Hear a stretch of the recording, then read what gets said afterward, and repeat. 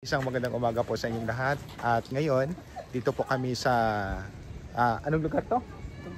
Tugbuan. So, dito po kami magmimisa at yung mga kasama ko ngayon ay yung mga sakristan. Ayan. Ang pangalan mo? Kurt. Kurt, ikaw? Jerome po. Jerome, ikaw? Rodel po. Rodel. Ito naman? Jam. O si Jam. Ayan po. So, sila po yung mga kasama ko dito, no? At ang pupuntahan namin ngayon ay yung nasa tuktok ng bundok o sa tuktok na chapel o sa mataas na parte yung chapel po nila dito. Yan, pupunta na po kami doon, no? Ayun po sa taas.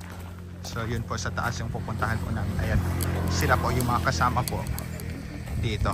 Dadaanan namin, no? Mayroon siyang tubig kasi katatapos lang ng ulan dito.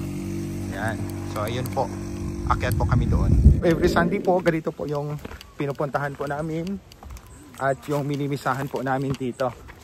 So ang chapel nila ay nasa tuktok ng bundok. So mataas na parte po dito.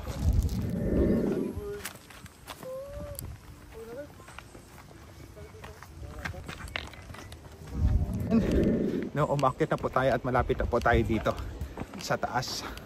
So medyo hinihingal, wala ng exercise. Ito na po yung chapel nila dito. Ayan. Ayan. Good morning po. Good morning po. Halika dito. Pasyal na rin. Dito po yung chapel nila dito, no? Dito po sa taas, sa pinakamataas na party po dito po sa Tanabag. So, ayan po, maya-maya mag-umpisa na po yung misa. Ayan po, kitang-kita na po yung dagat dito. Ayan, maganda po yung view dito.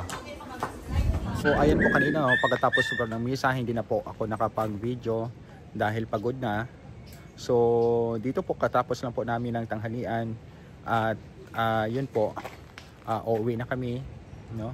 Yun po yung pinuntahan po namin kanina, yung mataas na parte po ng lugar dito. So nilalakad po, inaakyat po at ganun po yung pinupuntahan po namin dito every Sunday.